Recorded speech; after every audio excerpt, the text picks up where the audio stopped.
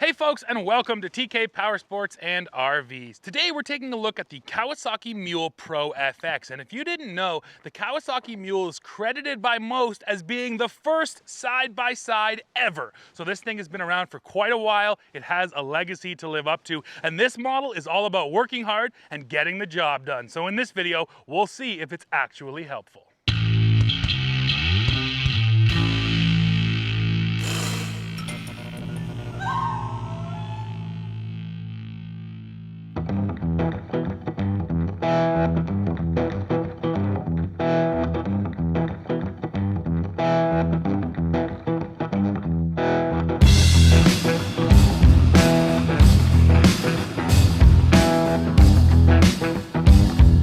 Let's start with the walk-around and the powertrain. So back here underneath the bed is an 812cc inline 3-cylinder 4-stroke engine. Now this thing sends all of its power through a CVT and a 4-wheel drive system that does offer a front locking differential, so you can lock this thing all the way up. Now I'll put the bed down and we'll talk about it, because this is arguably the most important part of this machine. This is where all the work happens, and this is actually the largest bed in this class. It measures 4.5 feet long by just about 4.5 feet wide, about an inch less. So it's basically a big square. Now, one of the features I like is you do get these steel rails up here, so you are actually able to tie some things down. Another thing I really like are these handles for the tailgate. On a lot of models, you open them up and then they're just sitting there rattling around. Here, when they're closed, they're actually tight. There's no play in them whatsoever, which means that, yeah, you're not gonna be sitting there hearing them. Now at the back end, we do have a full 2-inch hitch receiver right there. I appreciate that. The tow rating on this model is 2,000 pounds, while the bed load capacity is 1,000 pounds.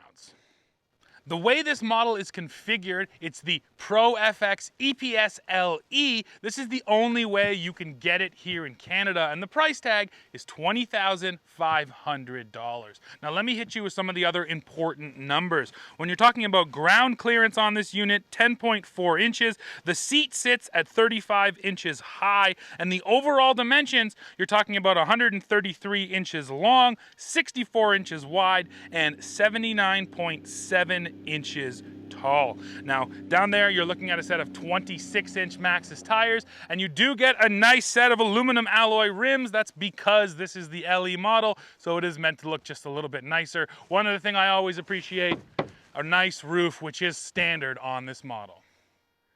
When new side-by-sides roll in here to Truck King headquarters, we're always excited. And of course, if it's something that goes fast and jumps, it's gonna put a smile on our face. However, when this unit rolled in, we said, oh my goodness, we have so many jobs we have to get done, and this thing is perfect for that. So we've been honestly putting it to work. Talk about real world. We had some real jobs to do. We took down a couple of big trees right next to my cottage to make sure they didn't fall onto it, and this thing not only hauled the lumber away, but it helped to pull the tree down in the right direction. And then since then, we've been hauling all of the limbs away with this thing. We've also been in the back picking up firewood, so you can see a lot of the work that we've actually been accomplishing with this mule right here.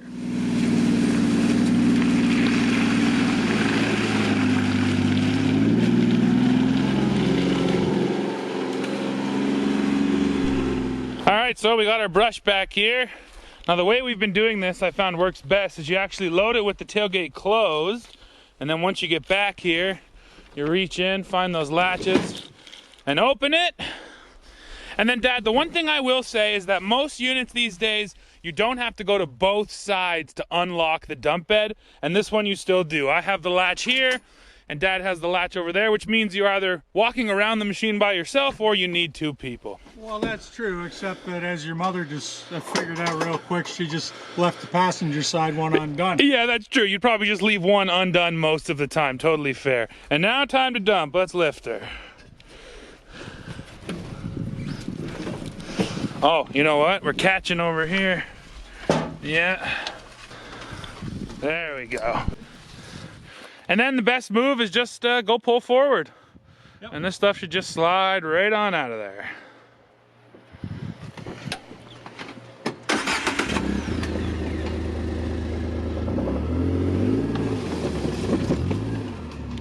Beautiful. Well, this dump bed's working great.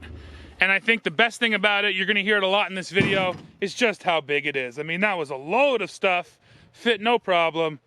Yeah, I like it. And I like it too. This is the best. Does the mule normally come with its own loader? Yeah, some dummy. All right, well, there's the first 3, lots more to do. I'll get the next ones.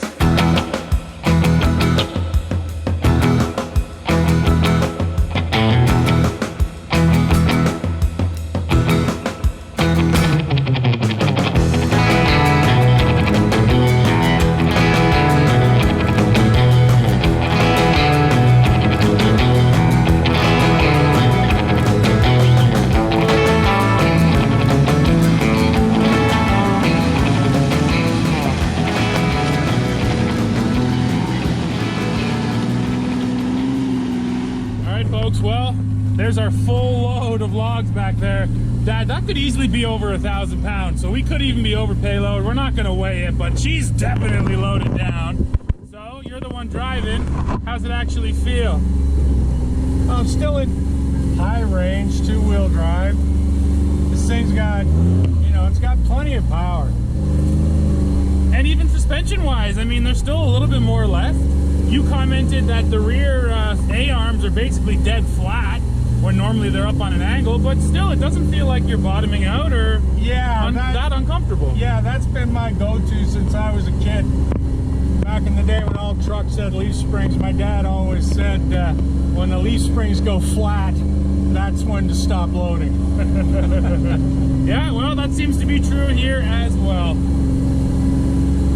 And once again, I know we're gonna repeat ourselves, but that's a lot of wood. That's a lot of scrap that we fit back there, just thanks to the size of that bed. It really is nice. Although now we're gonna see what it's like to dump such a heavy load. Okay. Okay, ready? Yep. So good idea. We're trying to push on this. Well, it's funny, the gate was helping us a little bit. There we go.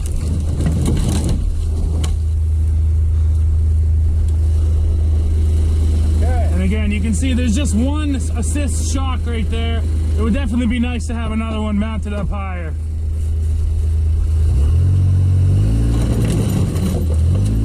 But that's hard to complain about, man. That did a really nice job, drove these logs just fine. And we got at least one more load about that big, I'd say, so we're probably gonna go get that one too. And now we can look underneath the mule, thanks to our handy dandy steel truck ramp. So first of all, right up in the front here, you do get a nice steel bash plate. This is my magnet to check whether things are steel or aluminum. Moving back, your next skid plate is also steel.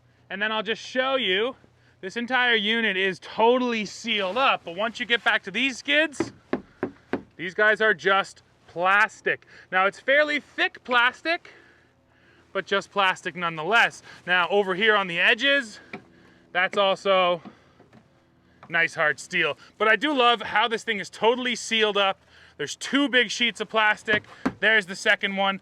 And I think the key is at the very front of the machine up here, you're gonna get some hard hits, so you want steel.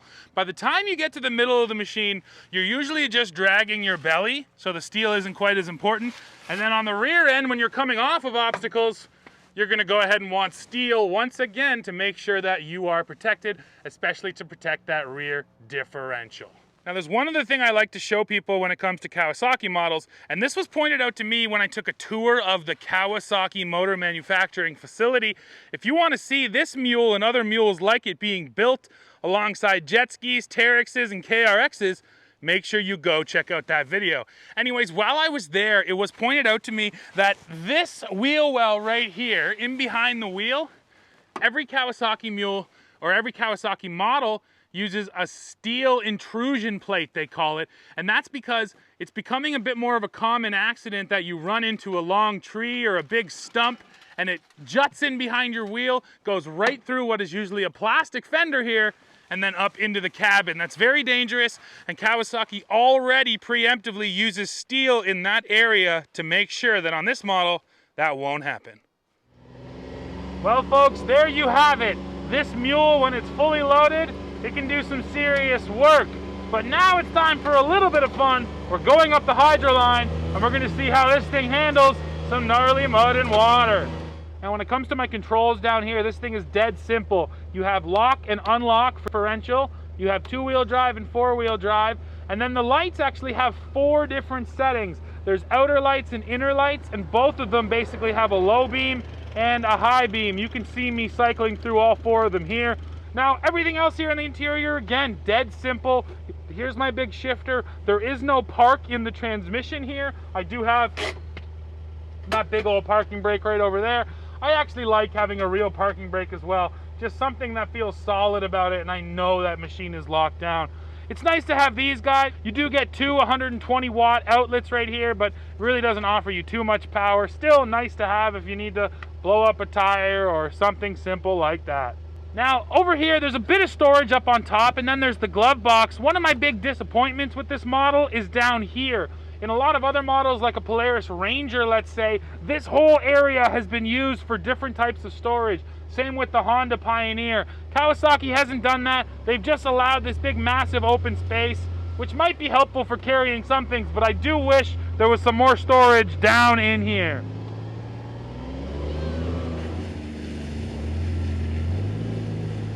And now folks, into the deep stuff. Let's see. Oof, yeah, she's definitely dragging her belly here. Let's see if I get any water coming in. I am in 4-wheel drive, unlocked. Oh, there's the water. It's coming in, it's above the door. Oh, but loads of power. Just 26-inch tires on this thing, which feel a little small. Oh, there's a couple rocks on the skid plates. Yeah, you know what, the tires do feel a little small. A lot of other machines we run have 27s, right up to 30s, 35s on the trucks, of course. But outside of that, it did great. And this machine, I mean, it's not really meant to be a total mountain goat. It's nice to have to get through some rough stuff, and it's nice to know you can get through it. But honestly, this machine is just about working hard and getting you to a job site. Now here is one other downside. And this Kawasaki it feels old school. Everything about it feels old school. It doesn't feel like it has any kind of new fancy technologies, which for the most part is okay. This I don't like though. I'm in high range, foot on the brake, I let off the brake. Look, engine braking, and there it goes. Freewheel, totally freewheel. It's like neutral right now. I don't like this. Most machines nowadays, they don't freewheel anymore. They have constant belt tension. Kawasaki has not done that here with the Mule. So when you're starting on a hill, you almost always have to start with 2 feet. You have to brake and then give it some throttle. Otherwise, you're going to end up rolling back. That's one technology I wish Kawi might catch up on, but I guess for the most part, I don't find myself that annoyed by it. And back through the water!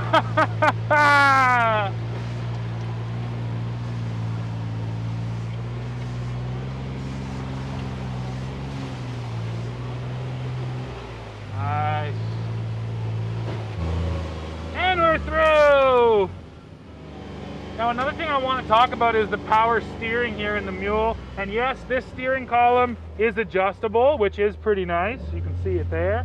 Now the power steering here is actually speed sensitive. So when I come to a dead stop and I'm just sitting here turning the wheel, it's really easy to turn this wheel. The power steering is extremely boosted. And then as I pick up speed, the weighting on the wheel gets a little heavier. It's still on the lighter side, but it is nice. Once you're driving at speed, you don't want the machine to be twitchy with these little inputs, and it's not anymore. So you can kind of, you know, actually drive this thing and not feel like it's all over the place like it is when you're at slow speed. So I like that. Another thing I forgot to point out about this bed, that is a real steel floor. It's not just all plastic. This is actually diamond plated stamped steel. And you know what's even cooler? Kawasaki stamps this themselves. You can see it here. I got to visit the factory and actually see them doing it. Now what they said is that they used to ship this material out for stamping, but there was so much wastage by that supplier that it just wasn't worth their money. So they said, you know what? Let's just do it in-house. And doing it in-house allows them to, for example, you can't see it, but there's bolts over there. Underneath those bolts it'll actually be dead flat. So Kawasaki could design each piece of steel specifically for their beds. So if they need a flat mounting surface, they'll put that in there. That is pretty neat, and always just cool to see a company just doing things themselves. Now, another feature I found myself really enjoying is this steel kind of rack up here behind my head. Now, first of all, you could tie things onto here. You know, a shotgun comes to mind, or a shovel, or all kinds of other tools. But I've also liked it because you saw, we loaded the bed full of brush, and when you have loose brush, it has a tendency sometimes to stick in and maybe stab you in the neck. Well, this little cage right here did a nice job at just keeping everything in the bed separate from us up here in the cab. Now, overall comfort here is okay. The seat is decidedly flat. It's basically flat on your back and flat on your bum, but there is some nice cushioning here. I feel like they could have done a little bit more with the seats, but again, I keep coming back to that kind of old school feeling. Kawasaki is very much, if it ain't broke, don't fix it. So they're not gonna go out of their way to redesign some fancy seat just because I said so. If this works for them, well then they're gonna keep it, and that's what they've done here. So don't go to Kawi expecting, you know, some wow over-the-top features. Come to Kawasaki for things that are simple and work efficiently.